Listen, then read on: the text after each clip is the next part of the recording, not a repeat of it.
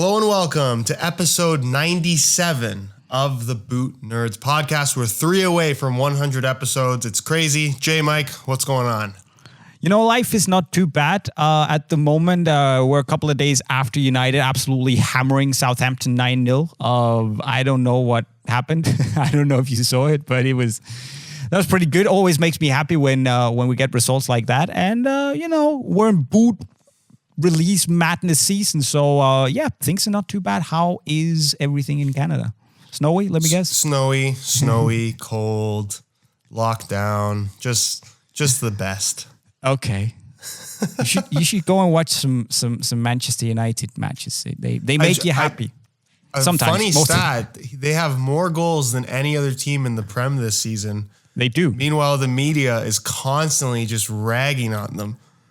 That's the United thing. Like, people seem to just never give them credit when things. I mean, to be fair, they've had some rubbish performances. Sheffield United recently is one of them, and they do get a lot of stick deservedly when that happens. But yeah, you're right. It seems like there's some sort of, I'm not going to say bias against United, but I think that's just what happens when you've been like one of the. There was just for a long time, United just won everything, and people tend to dislike that, right? So yeah, for sure, that's the way it goes. But you're right. It's baffling. I'm just surprised because you think that there'd be a desire for some parity in the league, because United hasn't been great for a little while now, and you could argue they're still not great, but they're getting the results. Yes, and we actually have a 3-4 horse race now instead of just City and Liverpool. I mean, if I was looking at it from the outside, I would love United to be back in it, just to get some excitement, get that intensity back in the title race. I'm not saying United are in the title race because we're not there yet, but let's see where it goes. And again, maybe you shouldn't go watch United matches because it's usually not good for your health. At least I can get really, really, really frustrated. But that's the way it goes, I guess. But on in other news, we have a lot of stuff to talk about because if you guys haven't noticed, this year has been all about big releases from Adidas, from Puma, and from Nike with the Predator Freak, with the new and updated Mercurial, and I don't have the news colorway right here, but the Future Z as well. You have it right there. So today we're going to talk about who is winning 2020 so far, who's basically had the best launch, so to speak, in terms of actual product quality, how we like the product, but also how they've how the reception has been on social media and how they have ultimately been selling. So off the top of your head, how would you rate the beginning of 2020? Before we get started, okay, I will say it's probably too late already. There's probably people already commenting you said 2020 instead of 2021. That's fine. 2020. Okay. Don't worry. I'm going to make the same mistake 10 times during this episode. Yeah. Also, guys, if you could support the podcast with a like, that would be phenomenal. Really helps the exposure get out there a little bit better. And if you have a question that you'd like it to potentially answer in the next episode, because we answer them towards the end of every single podcast, leave your questions down below. Now, Jay, get back to what you were saying. This is why I shouldn't start talking until you've said all the practical stuff, because I get way ahead of myself here. It's okay. Yeah, 2021. Gotcha.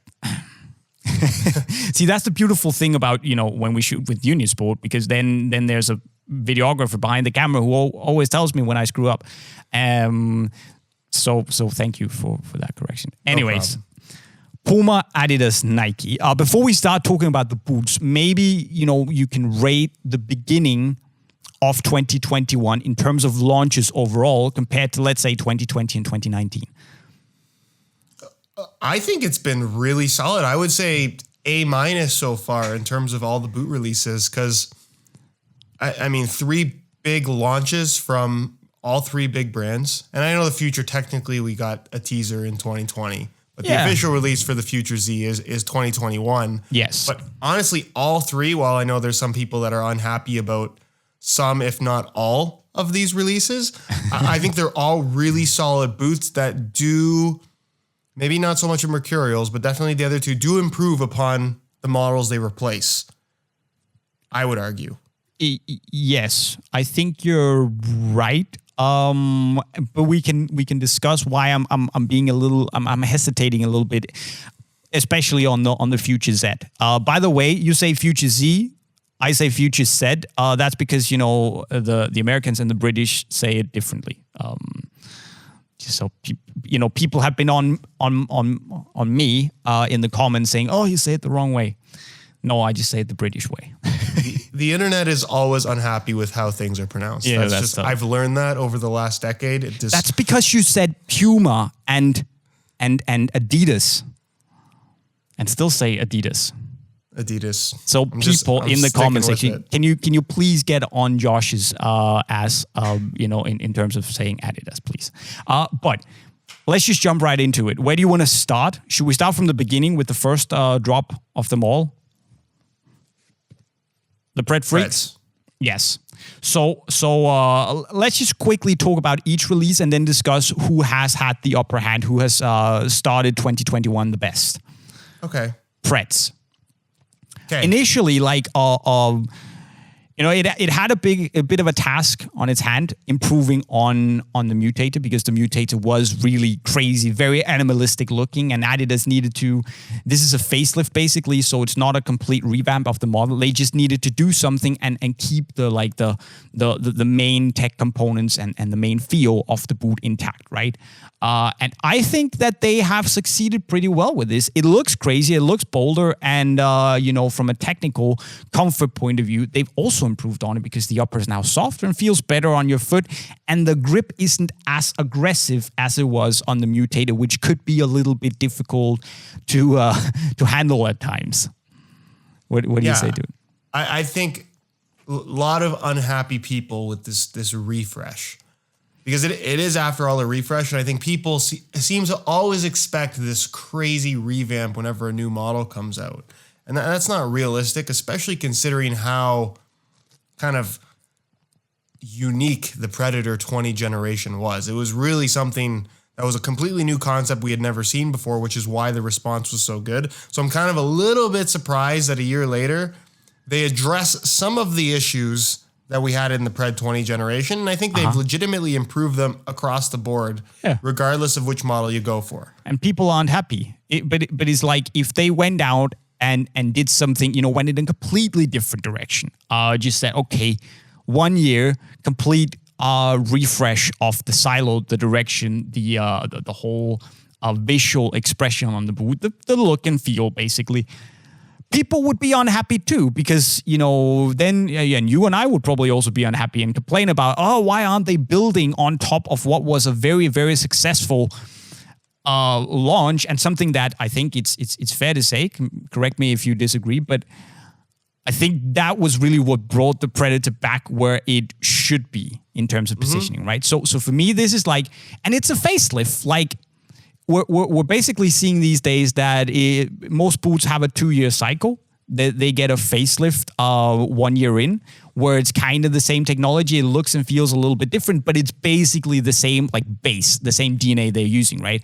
So, I mean, this makes a lot of sense. And as you said, it improved on a lot of things. The fit is better on the low cut here.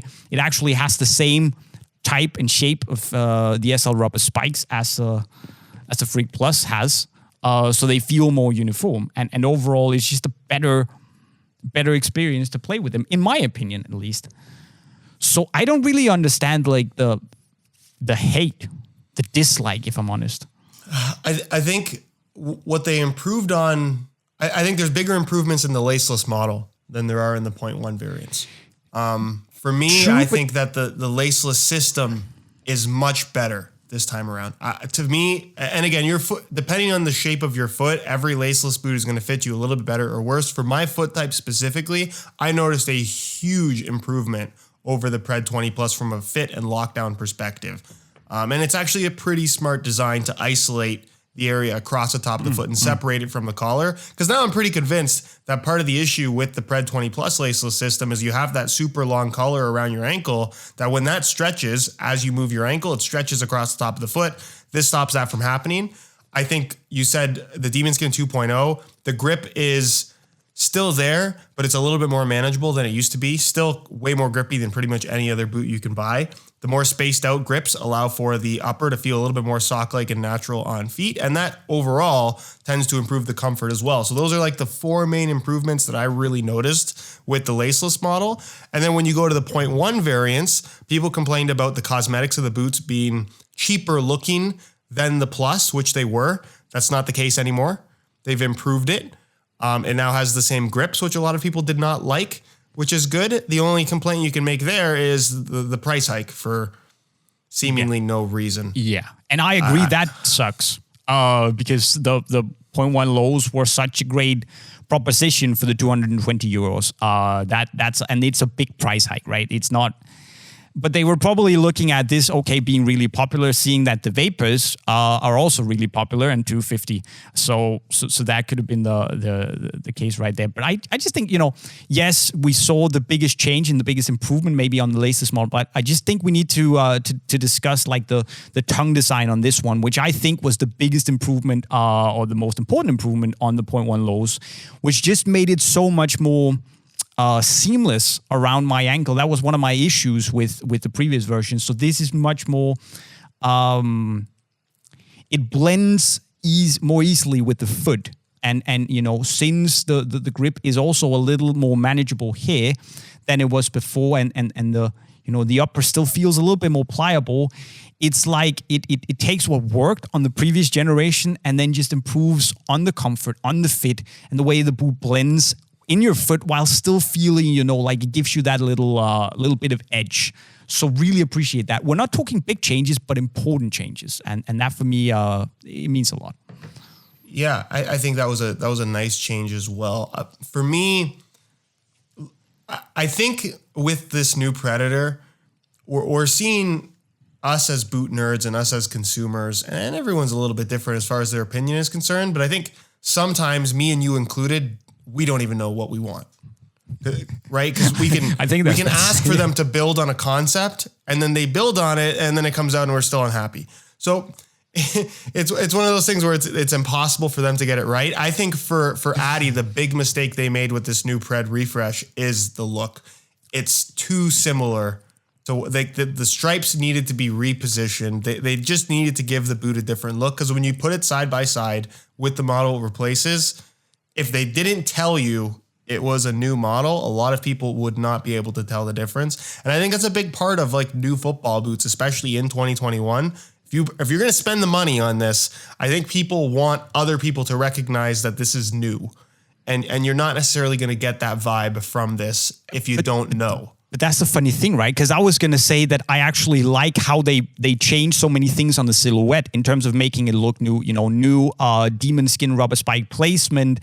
Some on the tongue. Do they do anything? No, but it looks more animalistic, right? But now that you're saying it, I actually agree that the stripe placement means a lot. I think this is cool. This looks like it has a little bit of a Predator instinct vibe to it. But the outer stripes, if they had been significantly different, that probably would have helped in distinguishing this as a new boot. And then the colorway. I don't understand. And this kind of goes against what you said. I don't understand why we haven't had like this in black, white, and red. Because we know that is what the Pred heads want, right? So in terms of making this a successful launch, okay, you can argue that a lot of Preds have been released in some sort of blue, yellowish, white color before, right? But I just don't think, and again, tell me if you disagree, but I just don't think that's the right way to launch a Pred if you want to go with relatively recognizable colors. It doesn't look that cool to me.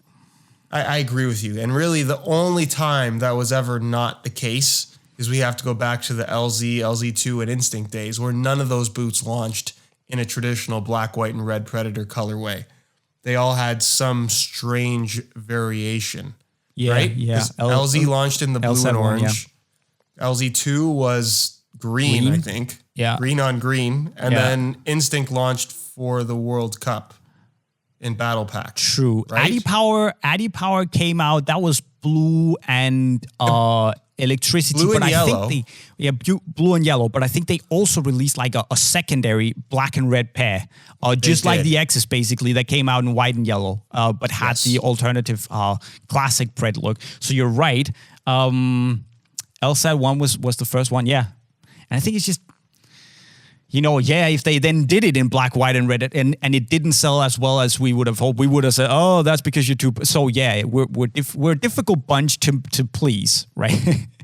I think the visual impact of having the graphics so similar to the previous model, like even post a picture on Instagram of a boot people have never seen before, even if it's something that's not that interesting, people are going to be, I guess, somewhat enthusiastic about it or be willing to share an opinion based on this new look, if not anything else. Where I think with this new Predator, you start posting it on Instagram and stuff like that, and people are like, oh, look, a new color of the Predator. They don't even know it's a new model, and that's not going to drive new interest. And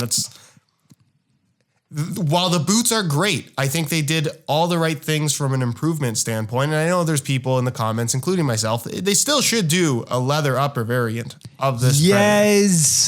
There's no reason why that shouldn't exist, because we know they can do it now. Especially, look, I'd happily pay your price hike if you gave me a leather upper. But to maintain the same upper and then hike up the price, that doesn't make a lot of sense. Imagine if this was $220 and you could get a fusion skin or a hybrid touch even, Pred 0.1 low for $250 or $260. We would pay that in black, white, and red. People like, that's just, that's just not how it works. So a little bit, I'm happy with the boots. I like them. I think they're an improvement, but you're right in saying that I think the reception has been underwhelming. Of course, it's also not like football times because the world is locked down everywhere, basically. The funny thing is that then Nike, if we move on to them, they released the Mercurial Dragonflies. And I think the reception has also been more divided than I at least anticipated. And obviously, I'm also a little bit, I like them. I'm not completely blown away because they're basically the same boot, just with a like traditional synthetic upper. Because obviously, as someone pointed out to me, knit is still synthetic. But for the ease of, separating those two, we call this a synthetic upper and knit is, knit. But that's the thing. Did Nike change enough on these, despite changing a whole lot of things? Did they change the look enough for it to people really to freak out about it? I had expected a lot of people have appreciated what Nike have done, myself included. I think it's a great boot. I like the direction of going back to a synthetic upper. But I also I mentioned that in my review, touched a bit on. It's also dangerous because you have so many players wearing the Vapor 13s and Superfly 7s because they're knit, not because they're Mercurials, because they're knit, because they are so comfortable. You risk jeopardizing that a little bit by doing that and then bringing out a really, really bold colorway such as this. What are your thoughts now that the dust has settled? I think that a lot of the negativity that's out on the internet, I feel like it's mostly just the usual Nike haters rather than the true Mercurial fan saying, I am no longer going to wear Mercurials because I'm unhappy with the latest product. I think Nike, you just made a point saying that a lot of people wearing Superfly 7s and Vapor 13s are wearing them because of the knitted uppers. And I think there are a lot of people that fall into that category. But I also think the vast majority of people wearing Mercurials are wearing them because they're Mercurials. So it's one of those things where I think Nike always does a really good job at presenting what is not necessarily something that's that innovative as extremely new and exciting. And they're good at convincing people on these new concepts, even if the concept isn't actually that new. Because if we're being real, there's nothing that groundbreaking about the design of this upper. No. If anything, I'm going to make the argument that the synthetic upper found on the X Ghosted boots is far more technically impressive in terms of what it is as an achievement. And never seen anything like that before. And basically, a friend of mine actually mentioned that he was surprised we didn't bring up the X99.1 boot. This is, that's a very, very fair point, because this is just a slightly different way of same concept, slightly changed in terms of details, but We've seen it before. I'm not saying it's bad, because I really like it. I genuinely think it's a good boot, and for me, a small improvement. I know you say it's more of a step over, and I think you can make that argument, but I genuinely like it. I just don't. And sales have been great, but there's just something that I don't know if it's you and I and people like us are to blame, because we've kind of helped educate people. In terms of like seeing through all the marketing fluff, right? So now that people appreciate that, okay, it's new and it's nice and it's a great boot. It's just not that groundbreaking anymore. It's a little bit hard to say, because it feels like the reception of the Pred and the Mercurial has been a little bit the same. That there's a lot of people who like it, but there's also, as you said, the Nike haters who are really, really skeptical and really dislike it. I don't know. I just think that the Mercurial has such a following. As long as they don't do something that completely screws up the feel of the boot, which they have not done, I think it's bound to be successful. And Nike has... See, what we just talked about this with Adi. Nike does a really good job of making things look cool. Right. And regardless of whether or not you like this launch color, I'm not super concerned about that, because Nike puts out more colorways than any other brand. There's going to be a Mercurial that you like the look of within the next month or two. Of course. There's no doubt in my mind. If you're a fan of Mercurials, they're going to provide you with something that you like. Plus, they make Nike ID pretty much available from day one now, which let us know down below in the comments, guys, if you'd like to see another Nike ID episode. We did it with the last gen Mercurial. Jay never got his. I made a Joma Champion Max tribute for those that haven't seen the video. Maybe we should try again and actually make a better one this time. Yeah. Maybe you should like a colorway. You should create a colorway you actually like and want to wear. Okay, I'll do that. Sorry, it was just too tempting. Yeah, but I think you make a very valid point here, because you said something really important in the sense that Nike haven't, they haven't changed much, and I think that's been really important to them. We talked about in the... Was that the last episode where we talked about the Mercurial? And I said it feels like they sat down and said, okay, how can we change it without changing it, right? And I think that's where they have succeeded, and Adi have maybe failed a little bit in really making it seem new and shiny while being, somewhat similar. Of course, things have changed, but Adi have not done as good of a job compared to Nike on that one. Look, I think the Mercurial and the Predator lines are the two most comparable lines in terms of just going on for such a long time. But if you look at how they've evolved over the years, while there's significant change from the originals to what we have now, I think Nike has done a better job in maintaining the core DNA of what people like about that specific line, where Adi... They saw some success with the Predator 20, but that was for the first time in a while, because they really constantly were trying to reinvent the Predator to the point where they just lost a lot of the people that were fans of the series, because the boots were no longer what they wanted. But what should they do now then? Like, should they stay, or should they keep trying to push the envelope, really? Like, do you know what I'm saying? It's funny because they've set this precedent of like, the next Predator is going to be this crazy thing, and when it's not, people are upset. But that's the thing. I mean, if they then try and change things up drastically again, we might get another Predator X, or it is like, it feels like back with basically from the Accelerator up until the Absolutes. Or even the Power Sports were pretty similar to the apps. Like there was like a constant. There was a constant. In you could see like little elements. By and large, the Preds were the same. Developing slowly over the years, and then they went and did the X and completely, had an absolute meh. Right. My fear is just that.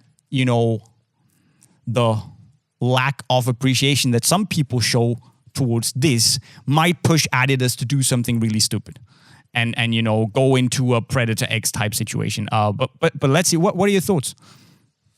No, I think you're right, but I also think it's difficult to compare how the Predator evolved from Mania to Power Swerve. There's an argument to be made that they were all very slight variations of the same football boot. But that was at a time where, hey, you got a Predator Mania, you really like them. The next year or 2 years from now, you go back to the store, you get a Predator again because you just kind of know what to expect. Sure. People wanted consistency more back then because I think there was less variety, right? Everything was a kangaroo leather base if you were buying a high-end boot. And the Predator was just unanimously one of the best kangaroo leather boots you could get, especially if you wanted some tech at the time. Where now it's like, what's new, what's exciting, what's being pushed in my face on Instagram. And I think it's very much about standing out. And again, because simply based on the graphics being so similar to the previous model, these stand out. The Pred doesn't stand out, the new Merc does. Yeah. But okay. So I think we can kind of agree on that. Basically, both boots have undergone somewhat. Merc's a little bit of a bigger change than the Preds, but Nike have done a better job at telling people about the significance of the changes. But there's also a boot that has changed completely, and that is the Puma Future Z. Of course, I have the teaser variation. I have lent out my yellow Game On pair to our photographers to shoot some stills. I have tried them though. You have them right there, and that has completely changed from the 5 and 6.1s. Right, it's a completely new boot. No more of the same tooling that we saw for the past 4 years, which was ridiculous, by the way. Completely brand new boot, new way of thinking. No more net fit. It's all about giving you a fit experience, just like previously, but with a new way of thinking. Fusion fit is the way to go. What do you think there? See, this is a tricky one because I think there's a lot of people that really liked the Future 5.1 and 6.1. However, it wasn't enough people. And what I mean by that is you have to look at how a product is selling. Just because it's a good product and there are a group of people that really like said product, if it's not selling enough, that incentivizes companies to change it, regardless if it's better or worse when they evolve it. And I think with the Future Z, they have... it's hard for me to say that it's a huge improvement over previous Future models. In some ways it is, in some ways it isn't. I think there's an argument to be made that maybe it's not quite as comfortable as 5.1 and 6.1. Right. But it takes a similar concept in terms of the feel of the boot, and it trends it more towards kind of the speed category, I would say, in terms of lowering the volume, slightly tighter fit overall, much more speed boot-esque sole plate and stud pattern, I would say. And I think that this probably makes a lot more sense in terms of the potential to do well. And then obviously with Neymar being kind of the main face of the boot, it was overall a solid move. And I think that it's technically more impressive than people are giving it credit for. I hate seeing the comment that they just copied the Nitro Charge. But that's just because stupid. It has a band. And there's absolutely nothing in common between this band and the band on the Nitro Charge. They simply don't do the same thing. If anything, this band is the opposite of the Nitro Charge in terms of actually introducing more stretch rather than less stretch. And it's a little bit Puma's fault because I think that they are marketing this as somewhat of a responsive element, and I don't think that's the case at all. It's more of an adaptive kind of fit element, which is really what's unusual about this boot. And I know that there's nothing that I can say that's going to get people to try a Puma Future Z, but if comfort is truly a priority and we're talking about the first 3 releases of 2021, this is for me the most comfortable of the 3. I would probably agree. For me, it's a little bit of a tie between that and the low Preds because I think they're also really But I know what you're saying. These are more plush and a little bit more, they are more slipper-like. Less so than the previous generation, but I think you make a good point. It's a sleeker slightly speedier version. I have a tough time really comparing these to any of the previous Futures because they're just so different. It's like night and day, really. And this could easily have been called, what do I know, Fit 3000, and it would be okay because it's just such a different concept, right? I think it was it's nice for Puma to try something new and say, okay, NetFit worked well for the first couple of years. Now we're trying to, this is about taking all our latest tech and see what we can do with it. For me, this feels kind of like, I think it's a good boot. And I think the fit is lovely, and a lot of people are going to enjoy it. I certainly enjoy it. But I just think there's more in this. I'm not going to compare it to the 117 because that was a little bit of a train wreck. But I'm getting some of the same vibes in that, and don't get me wrong here, but this feels like something that needs to be built on. Something where Puma need to see, okay, this is a learning curve, learning process.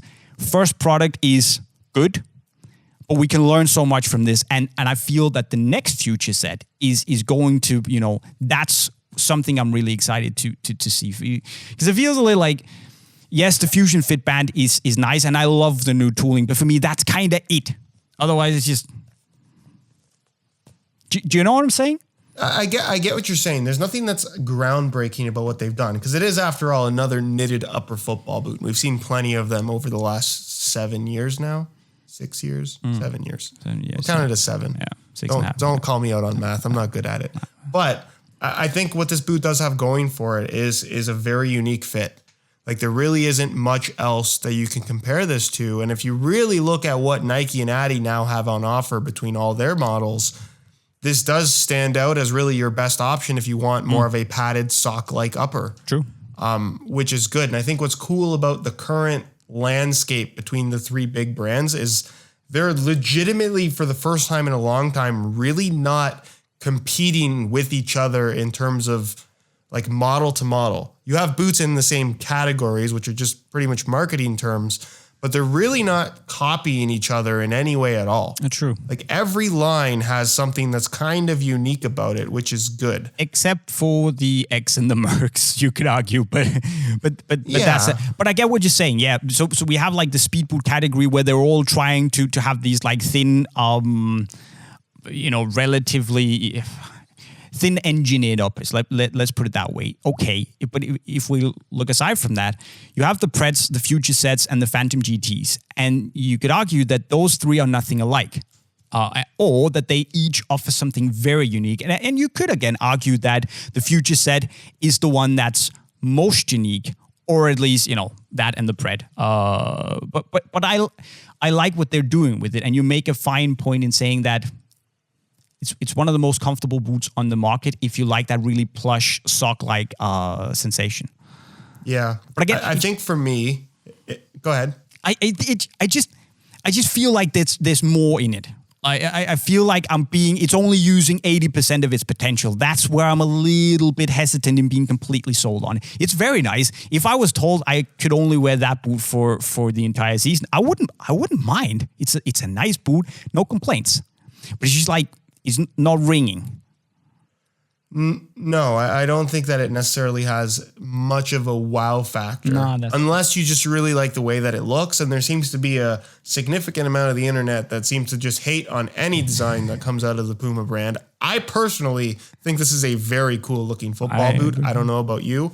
I know some people hate the future written across the medial side. Cool. Yeah, it looks good. Especially in person, it's more technical looking than I think a lot of people would expect. But if we're criticizing brands on their launches, like we did with Nike and Adi, I think Puma's gigantic mistake with this boot was that pre-release colorway. They need to stop doing that with all of their boots. Because look, it is, in the age of social media, you have probably a span of 12 hours to get the internet really excited. And I think it's a gigantic mistake, especially for a brand like Puma, to say, hey, look at this really cool boot that we have that you're super excited about right now, but you can't get it. You'll be able to buy it in a month when Nike and Adi come out with their responses to the Puma Future, and you'll probably care more about theirs by the time you can get ours. Like, it's just, it's such a wasted opportunity, especially with Neymar. And I understand there's probably issues with production because of COVID and whatever the timelines may be. But if that's the case, wait until you have the boots, wait until they're at stores. So the second you unveil it, people can go and buy it. Yeah. And I don't mind like what Nike have done with this, you know, because quantities are good. If you want the Dragonfly Mercurials, yeah, it's a limited release, right? In the sense that it's not the inline quantities, but they have plenty. Whereas with this, the teaser Future said, there were so few of them. So even it's like PS5 situation all over again with less hype, of course. But you know, even if you actually wanted to buy the product, well, you know, you might not be able to, and then the Preds come out, Mercs come out, then what? That's the problem. So Puma should probably appreciate that when they create hype and they have buyers because they get the impulse to buy, they should appreciate that and say, okay, here it is. You can get it right here and not have to be super lucky, win some sort of raffle to actually get the product.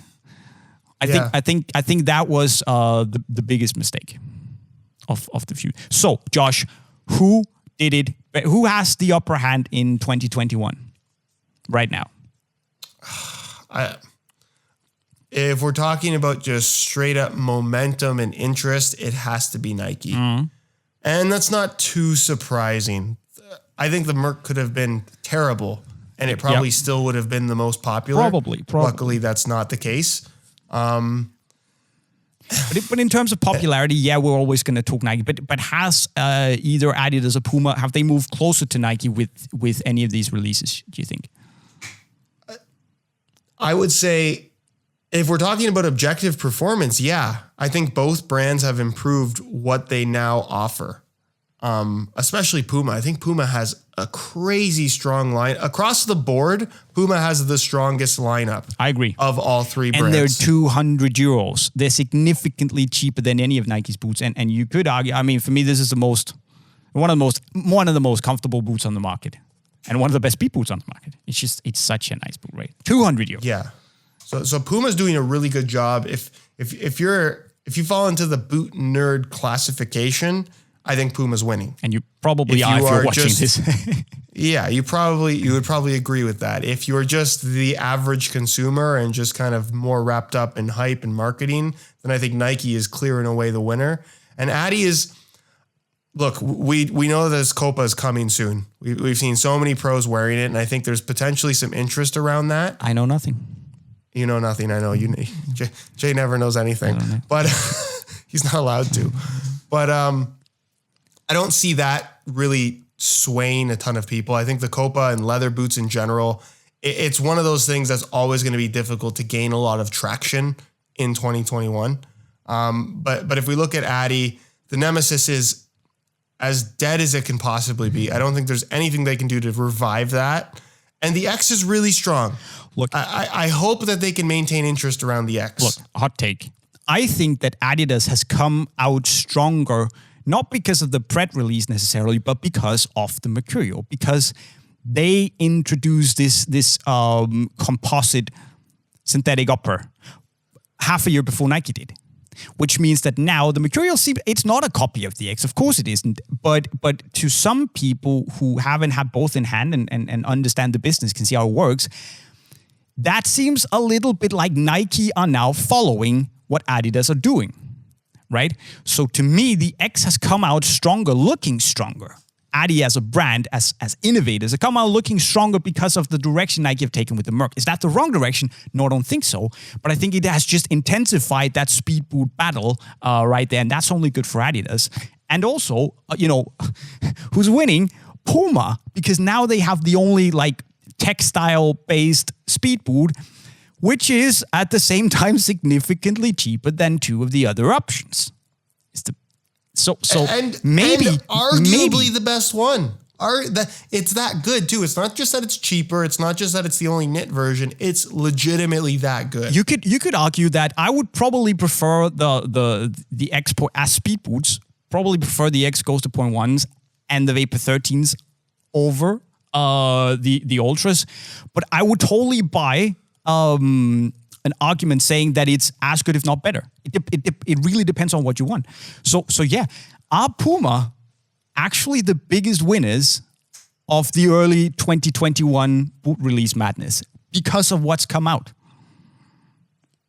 Yeah. In terms of now having what has been really the most popular style of football boot over the last 5 years or so, I think that if you really want the best knitted boots right now, you go towards the Puma brand. Sure.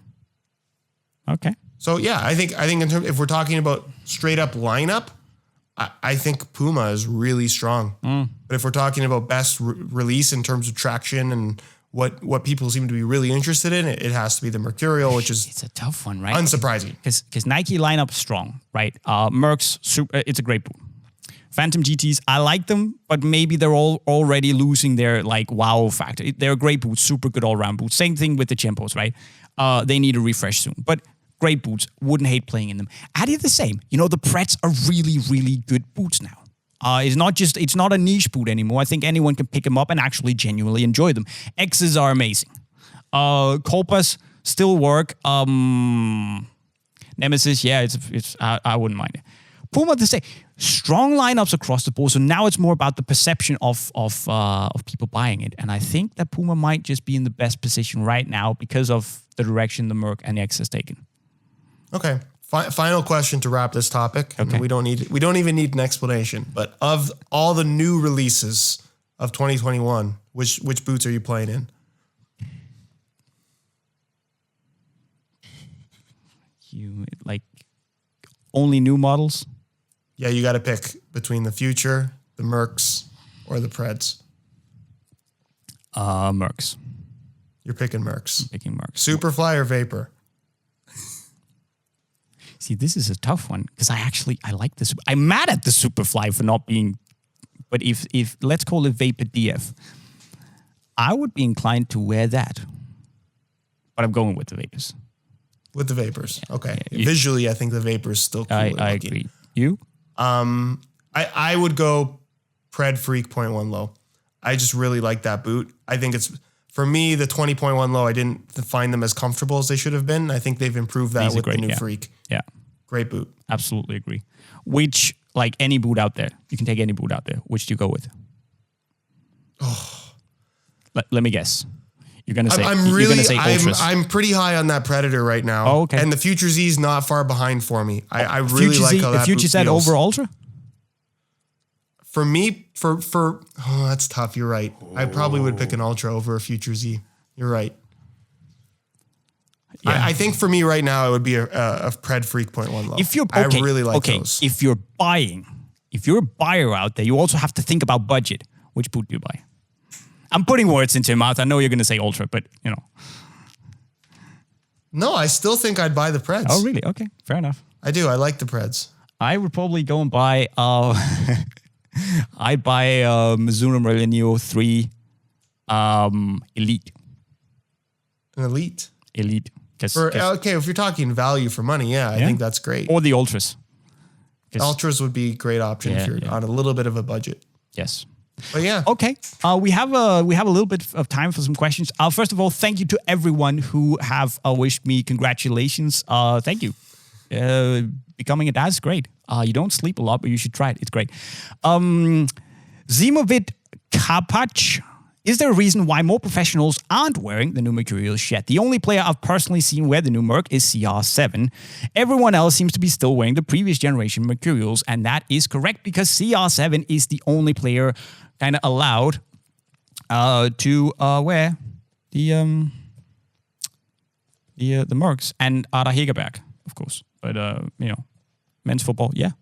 So I think when Nike dropped like the inline pack, which may or may not be coming relatively soon. I don't know anything.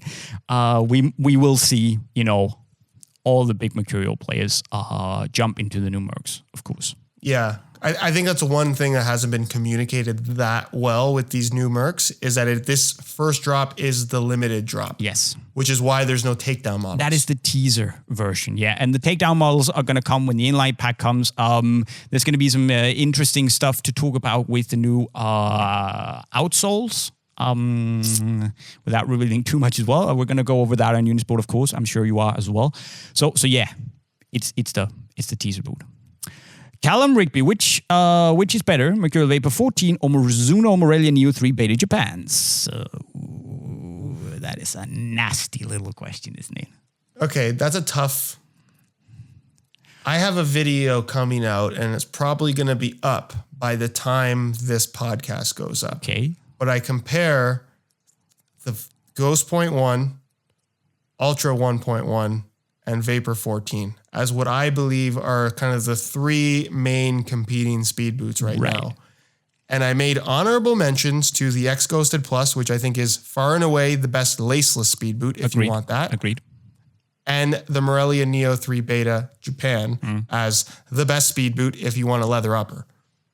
Right. So I think that if you want a speed boot with a leather upper, you buy the Mizunos. But what's the best boot? The best boot. Which would you wear? Best boot. I would wear the Mizunos. Same. I think the Mercs are the best speed boots, but the Mizunos are the best boots. Yeah, for me, the Mizuno is just so well-rounded. It's just a package, a full package. David King, I've never owned any Predators until the Mutator. Out of the box, did any of the older models like the LC, Instinct, or Accelerator have as much grip on the ball as the latest two models? I would definitely say no. LZ came close because they had a lot of grip on the ball, but it was also really junky. So now I would say it's no. Compared to the Mutators, no, that thing is ridiculous. Mutator. Yeah, there's no comparison. Because I remember wearing the LZs for the first time and thinking, wow, what is this? This is especially coming getting used to. Right after the Adi powers, which the grip wasn't that intense on those. Great boots though. But yeah, definitely Mutators and Freaks are like the grip is heavy. But in a good way. Getting a text from baby mama. Just bear with me. Talk about talk about the Preds for a second. Sounds important. I think what's funny about comparing the new Preds to the older Preds is they don't actually have a lot in common. If you look at like striking elements on classic Predators, like even the Mania, I think that's like viewed as like one of the most iconic, like just visible striking elements in terms of just identifying the shape. There's really not that much extra grip on the ball. And the way the tongue would sit kind of covers up a significant part of the striking element. There's no comparison to the new ones. And I'd be curious to have, like, imagine Beckham in his prime with all this extra grip. Like, what does that look like? That would be a whole lot of YouTube compilations from the man falling over. You think fall? You think there's just more tripping over the ball rather than more I don't know. They would obviously get more used to it, but yeah, it would be fun to see because they literally are the craziest boots I've ever worn and seen in my life in terms of grip. Like nothing comes close to the Mutator. I've said this before because people always ask is having all that extra grip actually beneficial, and I said this is how I always put it. If you're very concerned about taking free kicks, especially, I'm picking the Predator over any other football boot because I think having that extra grip doesn't make you better, but I think there's definitely benefit to it, especially if you're trying to generate spin. But how I'm seeing it is that the fins are a tool. It's like you can go out, if you need to put a nail into the wall, you can go out, you can take like a screwdriver and use the handle to like. It works. You can put the screw into the wall, right? But if you take the hammer that is actually built for this, there is a significant benefit. If you can handle the hammer, okay, terrible way of putting it. But what I'm saying is that these are, they will physically put more spin on the ball. So if you know how to use it, yes, you can, squeeze out a benefit, but they're not just going to, you can't put it on a 10-year-old, say, go shoot some free kicks, and he's just going to put it top bins with insane swerve. No, that's not the way it works. So you have to understand how to use it. If you can, sure, they're nice. A little bit of a sidetracking here. But Riley Evans says, what is the problem with Adidas' supply chain in America? I have no idea. None of the Ghosted colorways other than the launch are available from American retailers still. Is that true? Yeah. So I've talked to a few different retailers regarding this situation. and they themselves really have no idea what's going on. They have their orders in place to get these boots, and they just haven't showed up or aren't going to show up. I'm assuming at this point they're just not going to show up. Okay. So they were all supposed to get them. I wish someone in this podcast worked for a retailer with tons of stock of the X, getting all the latest colorways, even making their own colorways that ship internationally. Who might that be? Unisport.com, shameless plug. So yeah, I might have taken. They're available there. I might have taken that question in to do that shameless plug. So that's the way it goes. It's okay. I make the rule. Devante Lewis got the Vapor 14 yesterday, put them on my feet, and sent them back the same day because that upper is too rigid for my liking. Once again, proving the point we talked about earlier of, he's just going to put some people off. Are they too rigid? I think they soften up nicely. And I may or may not have seen other colorways that are somehow they feel a little bit softer. So yeah, I don't think it's bad. I think, look, everyone's entitled to their own opinion, and I don't want to say that you're wrong. No. But I think that what often happens with a lot of people when they get new boots is they compare the fit and feel and general comfort to the boots that they have already broken in. Especially when they buy the same model. I can't tell you how many times I've seen the question, I bought this new colorway, I have the old colorway, and they feel way different. Right. And there are slight differences. The boots are mass produced at the end of the day. But you have to take that into consideration. For me personally, if you take a new Vapor 13 and a new Vapor 14 and you put one on either foot, the similarities is pretty surprising. Yes. And still the Vapor 13s, I would say, for me, are slightly softer. So I would understand. Sure. But what you said, you don't want to tell people they're wrong. In this case, I would say if you compare, the new boot that you've just gotten out of the box to your well-worn, broken-in pair, you're wrong. That's a mistake. Don't do that. Yeah. But I just don't think that you're not going to put on a Vapor 14 or a Superfly and say, wow, this feels like hard plastic wrapping my feet. I just don't think that it feels like that. Unless you're Devante Lewis, of course. Yeah. Regular viewer, we appreciate you, but yeah, some people just don't like it. And fair play. Yeah, no, you're entitled to an opinion. Francis Vlogs should start a Boot Nerds Reddit and let people lose questions or boot-related memes. Content you guys could review as a segment, blah, blah, blah, on your podcast. And I think there's someone in the community actually already made a Reddit page. I don't think there's any activity at all, but I mean, go ahead. If you guys have memes, make some memes about Josh's hair and stuff. I'm cool. I like memes. Yeah, I like. You can also make memes on my hair, but it's just like. I guess to work with. Exactly. And it's well established that, my hair is a joke. Haha. We've laughed a lot about it over the years. It's kind of watered down. Anyways, last question here. Andrew Vanders, if he's Dutch. Vanders. I simply can't believe Nike are missing out on the potential of selling the same person a Vapor and a Superfly. Just call the Superfly what it is, a DF Vapor, and make the Superfly special again. Thank you, Andrew Vanders Funders. I'm butchering your name like Josh is butchering Adidas. But you're right. Solid point. Yep, Josh, would 100%. you, if the Superfly was, let's say, Flyknit, and the Vapor was, let's say, Vapor Posit, would you buy both? If you're a really hardcore Mercurial fan, probably 100%. You're probably more inclined to do that if they're different than you are now. It's just a Vapor with the sock. Well, right now, Nike is basically saying choose, pick one or the other. There's really no reason to buy both. No. What if they didn't? Yeah, Nike. That's a good idea. So we're going to use Andrew Vander's idea and we're going to take 10%.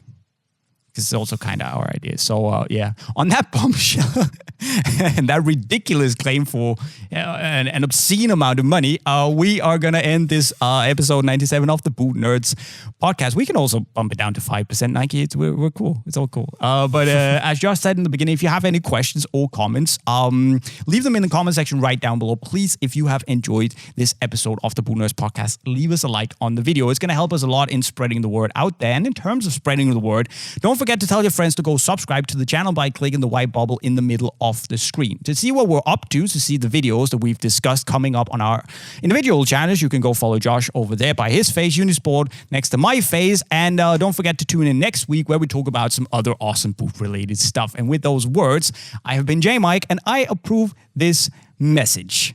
Ciao. Thanks for watching. Yeah.